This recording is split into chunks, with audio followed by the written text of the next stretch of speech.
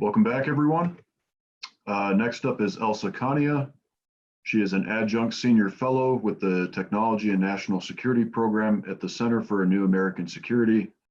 And today, Elsa will be discussing the Chinese People's Liberation Army and their approaches to defense innovation. Elsa? All right, good morning, everyone. Can you hear me all right so far? Very glad to be joining this conversation, and I wanted to build upon the prior presentations to share a couple of thoughts in particular on how we should think about the competitive challenge when it comes to artificial intelligence and the geopolitical dynamics we're seeing play out on the world stage. And as Adam mentioned, I've been tracking and studying the Chinese military's approach to AI really since 2016 or 2017 against the backdrop of the national agenda that China is pursuing in AI. And we've seen over that time frame the notion of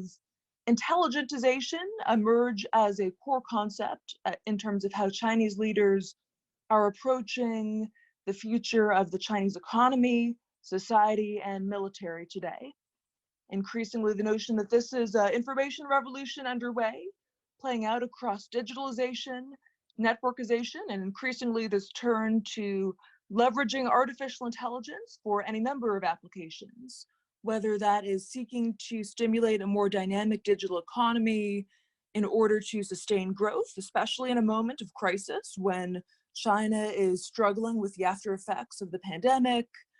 to mobilizing companies in that effort as national champions in support of applications ranging from smart cities and self-driving cars to very intrusive forms of surveillance. And when Chinese leaders think about the future of power and competition, the notion of military-civil fusion is really at the core of that. And this, it's been interesting to see this concept go from a matter only of interest to a smaller community of those of us who are analysts and scholars of China to something that we've seen the Secretary of State and even Vice President raising concerns about in recent months. But suffice to say, military-civil fusion is intended to be the link and the mechanism to synergize between China's economic development with military modernization, to ensure that there are improved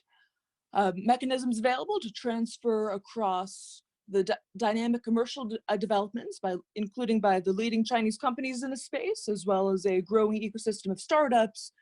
into the military and defense industry, which were once more siloed and stovepiped from access to that innovation. And in particular, it's been interesting to see ways in which China is learning from the United States in the process. And actually some elements of military-civil fusion are inspired by, even modeled upon, efforts that we've seen play out in the Department of Defense over the past couple of years. Insofar as Chinese military leaders have looked to learn lessons from the third offset strategy and initiatives beyond that, and even taking DARPA as a model for the Central Military Commission Science and Technology Commission, which has recently set up, or as of 2018, set up the National Defense Science and Technology Innovation Rapid Response Small Team, which is not quite as catchy of a name as DIU, but has a similar mandate in that it's intended to create new mechanisms for the Chinese military to access commercial technologies, with locations in Shenzhen, which is a center of innovation, for instance, in drone technology, as well as other forms of hardware, and newer locations in Qingdao, for instance, which is a center of maritime research in particular. And yeah, we've seen the Chinese military evolve from a force that once was quite backwards to one that is improving its capacity to leverage the advancements of China's civilian economy and commercial enterprises as it explores new capabilities as well as new concepts that it believes are important to future warfare, and experimenting with everything from exoskeletons to improve surveillance to predict the spread of pandemics. especially within China's military medical community, which has really been actively mobilized in the course of the coronavirus. And increasingly, in the time that I've been tracking these issues from 2016 or 2017 to the present, there has been some notable progress across multiple fronts. As of the fall of 2017, at Chinese leaders' 19th Party Congress, Xi Jinping first officially directed the Chinese military to pursue, again, this notion of military intelligentization, or developing AI for military applications. And since then, there have been a growing number of projects launched, some of which we're able to track in the open source, and many of the subjects which won't be too surprising or unfamiliar to this audience in particular, everything from very practical applications of AI, such as fault prediction and equipment to facilitate maintenance, to improvements in advanced simulations, even wargaming as a mechanism for training and testing new concepts. And at the same time, across Chinese military research institutes, as well as the Chinese defense industry, there's a focus on much more operational applications of AI as well, from swarming to new techniques for decision support, to even advances in greater autonomy in weapon systems, from improved automatic target recognition to really moving towards greater autonomy in guidance. So these programs and projects underway remain at relatively nascent stages for the most part. Some of them predate the recent surge of interest in AI and build upon work going back much further, including focus on data fusion, improved intelligence, even lately launch of intelligence satellites and competitions to develop better algorithms for processing that imagery. But I think it's certainly becoming ever clearer that this is a priority direction in Chinese military modernization for which Chinese military leaders at the highest levels have great enthusiasm. And one indicator that I found quite telling on that front was when the Academy of Military Science, which is responsible for developing Chinese military strategy and doctrine, had a new president whose specialty is supercomputing and artificial intelligence, and has completely restructured itself as an institution to increase its focus on national defense innovation, including standing up new research institutes and recruiting a growing number of civilian specialists who reportedly have ample funding and very much a green light to pursue new projects and initiatives. And it's certainly been interesting to see nearly every service of the PLA, nearly every company across the Chinese defense industry, and the growing ecosystem of commercial enterprises, as I mentioned, start to join in this endeavor. So I do agree that China will be a pacing competitor, and when it comes to ambitions or aspirations, Chinese military leaders are often quite explicit that they envision these trends as leading to a revolution in military affairs, a shift from an era of informatized warfare to intelligentized warfare, in which AI will become critical to operations, and see this pivot, this change, as a unique opportunity to challenge the US and perhaps surpass in its efforts to become a world-class military. So I think I'd agree that we should take this challenge very seriously, and again, at the same time, in writings and conversations, in their own assessments, Chinese military leaders and experts are often quite candid about the challenges ahead, including, of course, some of those that are inherent to trying to innovate and manage the development of AI systems within any complex bureaucratic organization. So, for instance, trying to improve the management of data, the recruitment of talent, which is being facilitated in China through the launch of a national strategy for AI education, which includes a military component and focus on new military institutions launching programming in that space. And I certainly think we should not overestimate Chinese capabilities or assume that the Chinese military will not encounter some of the same challenges, whether that is talent, procurement, or new techniques for testing and training that the US is grappling with today. But it certainly makes for an interesting comparison, and at a moment when both militaries are on the precipice of grappling with these trends and how they envision AI will transform the future of conflict from command and control to autonomous weapons on the battlefield to the longer term challenges to strategic stability and impact on the military balance. I think it's important to continue to study and examine and keep in mind the course that China's taking, which may continue to be similar in some of the ways that I mentioned, but may also diverge or depart, particularly when it comes to the reality that we are talking about a party army, a military under the command of the Chinese Communist Party that has its own ideological incentives and imperatives in play, and even some rather interesting writings and considerations of how do you ensure that AI adheres to the appropriate political guidance, and how do you think about controllability in a system in which political commissars still play a major role, and in which there are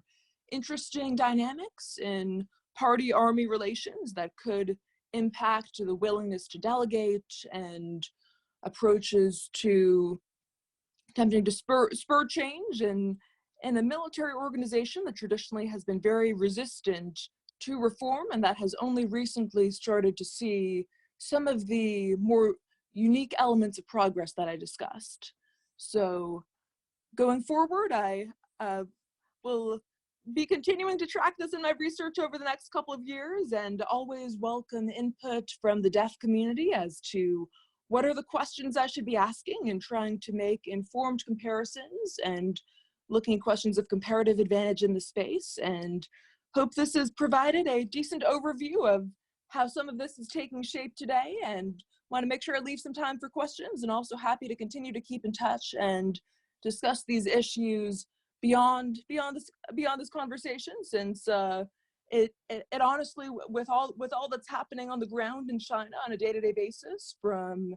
the response to the pandemic to new military programs and projects that are launching and new announcements from Chinese companies, it keeps me busy as an analyst, and I'm always happy to share what I'm seeing and finding to the extent that it's useful, especially to this community. Thank you again, and I'll look forward to your questions. Okay, Elsa, first up, we've got from Josh, how likely do you think it will be that China will overtake the US in a meaningful way in artificial intelligence by 2030? I suppose my immediate answer would be that depends on what we mean by overtake and how we measure. And this continues to be a challenge in AI of what are the best metrics or indicators for progress? Are we speaking about the contributions of AI to economic growth and dynamism? Are we talking about society-wide adoption of AI across different sectors and applications? Or are we talking about some of these specific military trends and developments? So for military supremacy in particular, I would say I am skeptical in some respects, because inherently the analytic challenge of trying to understand the Chinese military, and I should caveat that all of my work is at the open source level, and I'm relying entirely on Chinese language sources that are more or less freely available, sometimes less, and trying to make sense based on often fragmentary evidence. And one thing that I try to keep in mind as an analyst is that much of what the Chinese military releases about itself is to some degree or another propaganda, that especially military media and announcements, some of the more technical or specific announcements as to projects and programs, the information has to be accurate at least to what is being solicited, for instance, in a call for proposals. So I have a good sense of intention and directionality, but progress is harder to gauge. And the Chinese military and defense industry are sometimes more transparent than you might expect, but less so than our system, certainly. So for instance, I see writings and assessments by Chinese military officers complaining about their frustration about slow progress on defense big data or talent and training. And when it comes to defense industry capabilities, there are also some major bottlenecks still. So for instance, things like aero engines, complex technologies for which systems engineering of great sophistication is required. That is certainly a weakness today as well. And I think when it comes to being able to integrate all of these various elements of what's required to operationalize AI, I think the Chinese military is starting to realize that this may be more challenging of an endeavor than their initial enthusiasm and more hyperbolic writings and assessments might have implied. And there certainly seems to be a willingness to test regularly, but remember, the Chinese military does not have much recent combat experience. They're focusing on actual combat training, trying to train under realistic conditions. They continue to deal with all of the bureaucratic complications, but within a system that has suffered in the past and to some degree continues to encounter major issues with corruption and difficulty in overcoming stovepipes. Even procurement, of course, is a complaint that is consistent across the US and Chinese military. So, I mean, when we look ahead to 2030, it's hard to know how these trends will play out. A lot of this will depend on the Chinese economy and ability to sustain military spending. Some of this may depend on the willingness of Chinese companies, especially those that seek to be global companies as well, to work directly with the Chinese military or to do so in ways that are more indirect. So I'm sorry if I don't have a very good answer. It's a question that will keep me busy as an analyst over the next couple of years. And the question will be when we start to see a transition more from research, development, and experimentation to actual more robust indications that these systems are being operationalized as part of the Chinese military's overall style of warfighting. Thank you, Elsa. Next question is from Kyle. Kyle asks, in your perspective, in what domains is China significantly ahead of the US, and in which domains are we significantly ahead of them in terms of AI? Let's see. So, yeah, this question also depends on whether we're talking about specific subfields of AI or more general applications, and the answer may differ. So, for instance, Chinese researchers have great enthusiasm for what they describe as brain-like or brain-inspired approaches to AI. There's a lot of funding and investment heading in that direction, including through a national laboratory dedicated to the topic. There's a China Brain Plan that looks at natural and artificial intelligence with a focus on the synergies between the two, such as using AI to map the human brain and ways to improve human cognitive performance, potentially as well. So, yeah, there's some strengths as well when it comes to particular techniques like computer vision, such as applied to facial recognition. And in some cases, the advantage may be derived simply from the fact that Chinese companies that are working on these technologies have access to much greater amounts of data. And of course, a data advantage is not uniformly the case. It really depends upon the type of data and the context in which it's being used, but certainly for surveillance, including very targeted approaches to facial recognition, we've seen Chinese companies become quite successful and dominant and start to export those technologies around the world. And when it comes to one interesting element when it comes to societal applications would be great enthusiasm for AI in education, techniques for adaptive learning, for instance, that seem to be more of a focus in China than in the US today when it comes to especially how to improve the delivery of education, both educating students in AI and using AI to improve learning outcomes. And this is something I hope we'll see more of in the US as well. Potentially medical applications as well, given that in some cases the weaknesses in China's system will spur earlier adoption for those applications. So a shortage of doctors, especially in rural hospitals and rural areas, and fewer bureaucratic impediments to adoption in the medical system could lead to faster progress on that front. And then turning to a military context in particular, I'd say there appears to be fairly robust progress when it comes to applications in cyber defense, potentially cognitive electronic warfare, or improvements in trying to leverage machine learning and spectrum sensing and countermeasures. Some Chinese academicians have claimed that their progress in AI satellites or software-defined satellites that can be upgraded with AI is ahead of the US, but I try to be humble sometimes about the challenge of parsing between the claims coming from Chinese leaders and scientists relative to what I know and what is unknown about both US and Chinese programs and progress. For instance, there's been quite robust research in China when it comes to improvements in the autonomy of hypersonic systems, and some of that work is published, and there is certainly a number of institutions in China that are actively looking at improvements in autonomous control. There's some Chinese companies that claim they've developed autonomous weapons, but sometimes the definition of autonomy and what specific and the level of it is more difficult to evaluate. And conceivably, a system displayed at a Chinese air show, for instance, could be described as fully autonomous, but it's hard to verify that when we're simply looking at it, don't have a sense of the underlying technical features or capabilities, as well as how robustly it's been tested. So forgive me if I seem like I'm heavily caveating on things, but I do try to be conscious of the amount of uncertainty, and I would argue that that uncertainty and the challenge of how to come up with good indicators of relative progress may be a factor that is driving arms racing dynamics between the US and China. Because at the same time, I see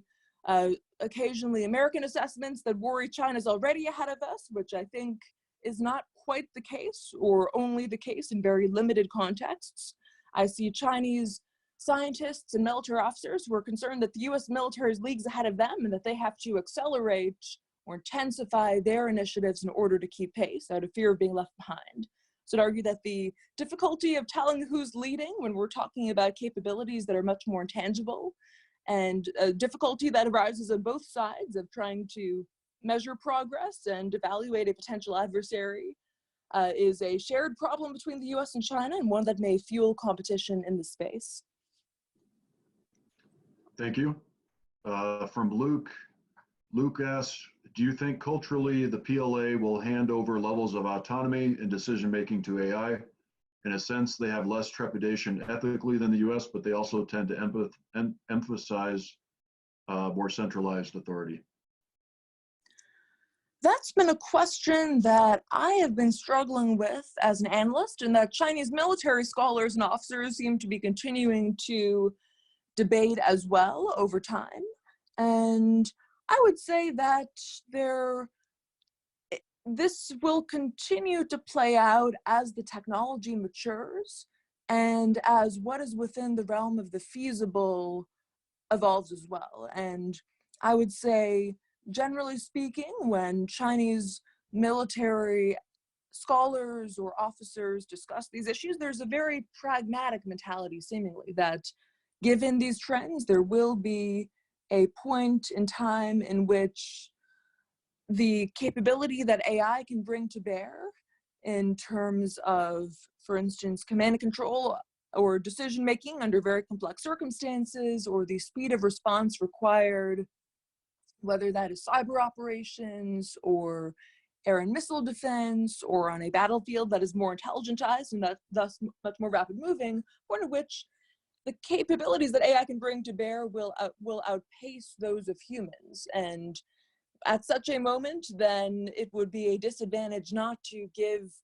AI more of a role, so to speak, on those fronts. Yet at the same time, I think there is an awareness of the current constraints when it comes to the degree to which AI remains brittle, untested. There are issues with safety and reliability, And there will be certain contexts in which human involvement will almost certainly remain an imperative. And we'll see, for instance, questions of nuclear command and control. I can say with higher confidence that I would expect there will always be at least one human in the loop on those fronts, and that would be Xi Jinping himself, because when it comes to a decision of that magnitude, Chinese leaders have throughout their history had a strong preference for centralized control in a relatively top-down manner, and efforts to progress towards greater mission command, even in conventional operations, have been uneven over time. So, I think this will depend upon the type of system or capability in question. So perhaps more so for cyber operations. I have a harder time imagining greater autonomy when it comes to NC3, for instance, except for the ISR elements, including potentially early warning. And going forward, I think, based on some of the debates that I'm seeing play out in Chinese military writings, I think this question will continue to be considered and reevaluated as Chinese leaders examine their current capabilities and experiment in terms of more realistic training, in terms of what is most effective as a concept or approach to operations. Thank you. Next question from Corey. How close is the link between commercial efforts in China, Alibaba, Tencent, Baidu, Ant, and the military state? In the US, the military and federal government are trying to catch up to and get access to the tech developed by Google, Amazon, etc. Should we assume that the Chinese military and state have complete access to tech developed by the commercial sector in China? So that is a tricky question insofar as we're talking about a very different political economy within China when it comes to the relationship between the government relative to commercial enterprises, and even the difference between the defense industry, which has traditionally been a smaller number of state-owned conglomerates, relative to the newer ecosystem of companies that are relatively private and have less of a history in that regard. So for instance, when we are thinking about companies like Baidu, or their degree of involvement in military research appears to be more limited, or to the extent that they are contributing, it is